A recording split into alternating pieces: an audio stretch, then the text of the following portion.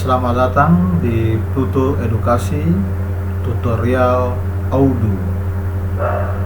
Tujuan pembelajaran kali ini yaitu mendaftarkan pengguna dan grup.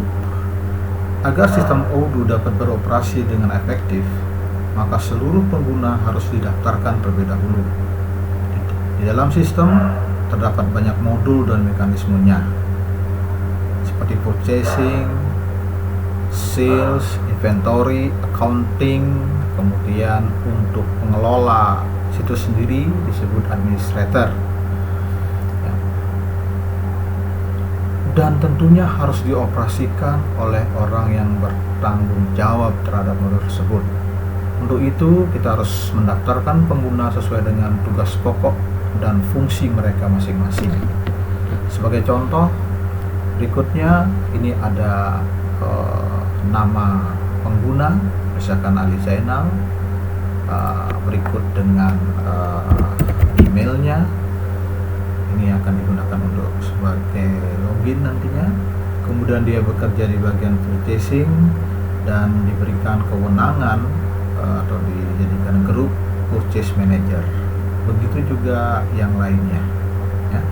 Kita akan mencoba membuat satu persatu daripada karyawan yang sudah didaftarkan di atas. Oke.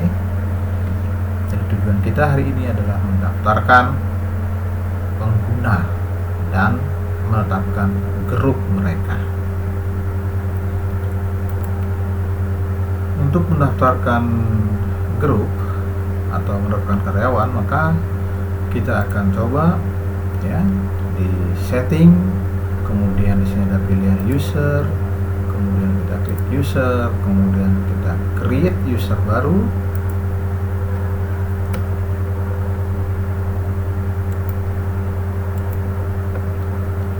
Dengan nama, ya, Ali Zainal, kemudian emailnya dimasukkan ali@pluto-edukasi.com. Karena Ali merupakan bagian purchasing, maka kita lihat dia tidak perlu mengakses sales, kita tutup. Dia tidak perlu mengakses modul inventory, dia tidak perlu mengakses modul accounting and finance. Dia hanya berkewenangan menggunakan modul atau diotorisasi menggunakan modul purchasing, dan dalam hal ini grupnya adalah manajer. Kemudian setelah selesai, kita lihat preference-nya. Preference ini adalah pilihan-pilihan untuk daripada user ini.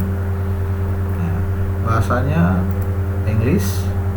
Kalau misalkan ada kita setelah instalasi bahasa Indonesia akan muncul juga bahasa Indonesia, maka semua teks itu akan menggunakan bahasa Indonesia. Namun saat ini kita menggunakan bahasa Inggris, ya.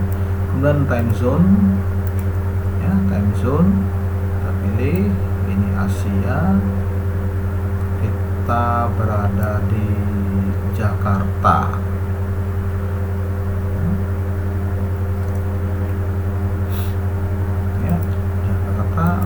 Kemudian ini gunanya apakah kita butuh notifikasi. Kalau tidak, kita klik diklik never, ya. Tapi kalau yes, kita klik all messages. Ini email message atau pesan via email dan notifikasi.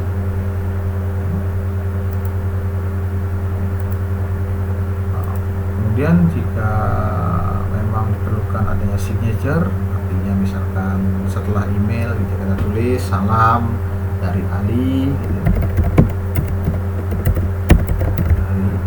Salam Ali Zainal. Maka dia akan muncul di setiap email yang ada adalah signature seperti ini. Kemudian setelah selesai kita lihat lagi, kita cek, kemudian kita save.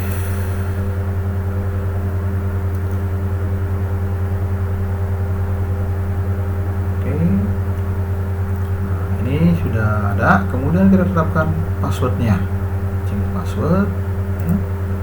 Kita change password, kita berikan password standar terlebih dahulu 1 2 3 4 5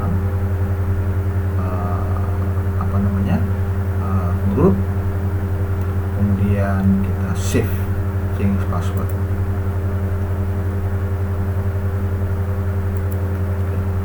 Maka setelah ini kita muncul nama Ali di sini. Berikutnya kita coba membuat yang sama, yaitu Bowo Widodo. Dalam hal ini Bowo emailnya adalah bowo@edukasi.com. Nah, Bowo adalah merupakan sales manager, dia bertanggung jawab di bidang sales, maka dia tidak bisa mengakses inventory, finance, dan purchasing ya. Dan masih reference bisa ya, berubah tidak, kemudian di save.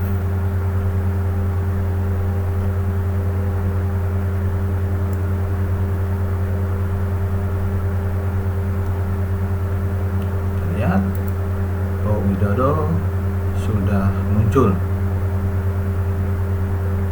Kemudian dengan cara yang sama kita buat berikutnya ya.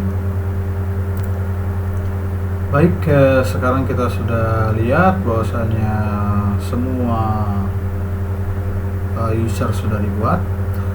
Oke. Kita lihat Ali Zainal, manager, purchase manager, kemudian Deddy Miswar, dia accounting finance advisor, dan secara otomatis dia juga menjadi employee. Kemudian Esa Soraya, dia bisa mengakses semuanya karena dia merupakan administrator dan dia memiliki kewenangan untuk men-setting daripada software. Jadi demikian caranya untuk men-setting daripada user. Nah, mari kita lihat bagaimana kalau misalkan user tersebut login, maka tentu dia akan mendapatkan tampilan yang berbeda satu dengan yang lain sesuai dengan kewenangan yang diberikan. Ya, kita coba, nanti kita login. Pertama Ali login. Misalkan yang login adalah Ali. Nah, dia masukkan passwordnya, dia login. Maka yang dilihat hanyalah login purchasing, modul purchase.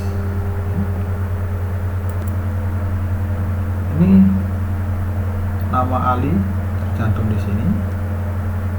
Dan kalau misalkan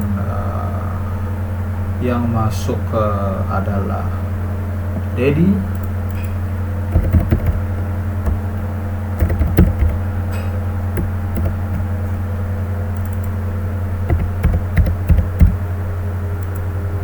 dia hanya bisa melihat modul accounting karena dia adalah bagian accounting.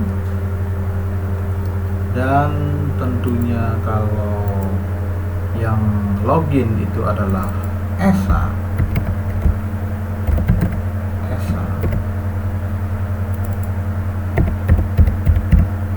maka modul yang diakses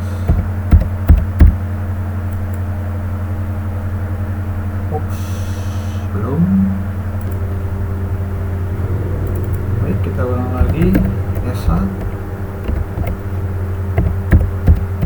passwordnya dimasukin, maka terlihat modul-modul